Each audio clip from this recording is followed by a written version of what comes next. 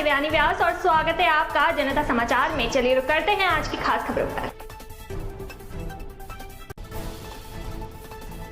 विधानसभा चुनाव से ठीक पहले कैबिनेट मंत्री हरक सिंह रावत के इस्तीफे की खबर ने उत्तराखंड की सियासत में खलबली मचा दी है। सूत्रों से मिली जानकारी के मुताबिक हरक सिंह रावत ने अपनी सरकार से नाराजगी जाहिर करते हुए इस्तीफा दे दिया है। कैबिनेट मंत्री डॉक्टर हरक सिंह रावत के मंत्रिमंडल से इस्तीफे के ऐलान से एक बार फिर उत्तराखंड सियासत में भूचाल आ गया है। बताते हैं कि हरक सिंह इस्तीफे की घोषणा कर कैबिनेट की बैठक से चले गए।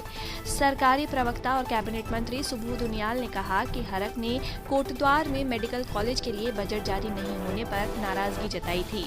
शुक्रवार देर शाम सचिवालय में मंत्री पुष्कर सिंह धामी की अध्यक्षता में कैबिनेट बैठक चल रही थी। अचानक कैबिनेट मंत्री हरक रावत ने कोटद्वार मेडिकल कॉलेज का मसला उठा दिया।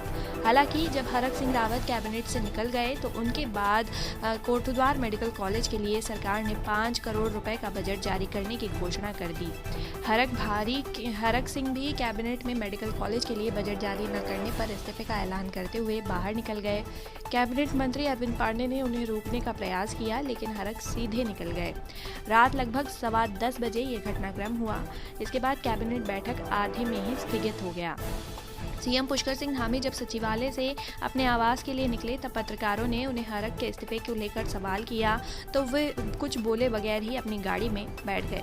पत्रकारों से बातचीत में सरकार प्रवक्ता और कैबिनेट मंत्री उनियाल से पूछे जाने पर बताया कि उन्हें हरक के इस्तीफे की जानकारी नहीं है। हरक ने कैबिनेट बैठक में जरूर इस्तीफे का ऐलान किया है।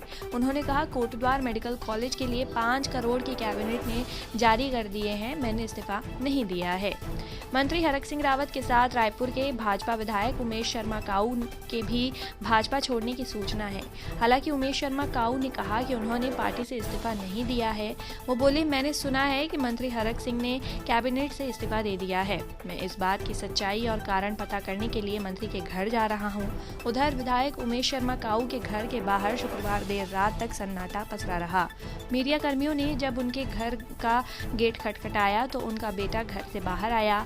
बेटे ने कहा कि विधायक ने इस्तीफा नहीं दिया है, वो बीजेपी में है और बीजेपी में ही रहेंगे। वहीं सूत्रों की माने तो अनिल बलूनी रात से ही पूरे मामले की सक्रिय रहे। सूत्र बताते हैं कि अनिल बलूनी ने अचानक रात में अमित शाह और उमेश शर्मा काऊ की बात करवाई, जिसके बाद हरक सिंह से भी बात हुई और उमेश शर्मा काऊ ने भी उन्होंने हरक सिंह रावत की मुख्यमंत्री से बात करा दी। हाईकमान से बात हो गई है, मसला निपट गया है। कोटद्वार में मेडिकल कॉलेज बनने का छोटी मोटी घटनाएं होती रहती है, कोई कहीं नहीं जा रहा है। लेकिन अंदरूनी सूत्र बताते हैं कि हरक सिंह रावत आज बीजेपी छोड़कर नहीं जाएंगे तो आचार संहिता के बाद जाएंगे। भारत के करीबी सूत्र बताते हैं कि हरक को कांग्रेस में जाना ही है, लेकिन ये कब जाएंगे कोई नहीं कह सकता है। कुछ दिन पहले हरक सिंह ने कांग्रेस में शामिल होने की हुई थी। 24 महीने की शुरुआत में हरक सिंह के फिर से भाजपा में शामिल होने की शुरुआत हो चुकी है। इस मामले को लेकर जब हरक सिंह से पूछा गया तो उन्होंने इसका खंडन कर दिया था। हरक सिंह ने कांग्रेस के साथ नज़दीकियां बढ़ाने और वापसी को लेकर सवाल पूछने पर उन्होंने कहा था उनका ऐसा कोई इरादा नहीं है। हरक ने कहा था, प्रधानमंत्री नरेंद्र मोदी के नेतृत्व में देश की प्रतिष्ठा अंतर्राष्ट्रीय स्तर पर बढ़ रही है। मोदी से पहले अमेरिका में किसी अन्य प्रधानमंत्री को इतना सम्मान नहीं मिला। मोदी के नेतृत्व में देश और उत्तराखंड तरक्की कर रहे हैं। केंद्र उत्तराखंड के कई हजार करोड़ रुपए के प्रोजेक्ट पूरे कर रही है, इसीलिए ये जरूरी है कि उत्तराखंड में दोबारा भाजपा की सरकार बने। कांग्रेस के खिलाफ आक्रामक रूप अपनाते हुए उन्होंने कहा था कि वो सदन में तो संख्या बल से कमजोर है ही, पार्टी में अपना आक्रामक भी खो देती है। कैबिनेट मंत्री हरक सिंह ने एक बार फिर जोर देकर कहा है कि कांग्रेस में जाने का उनका कोई इरादा नहीं है।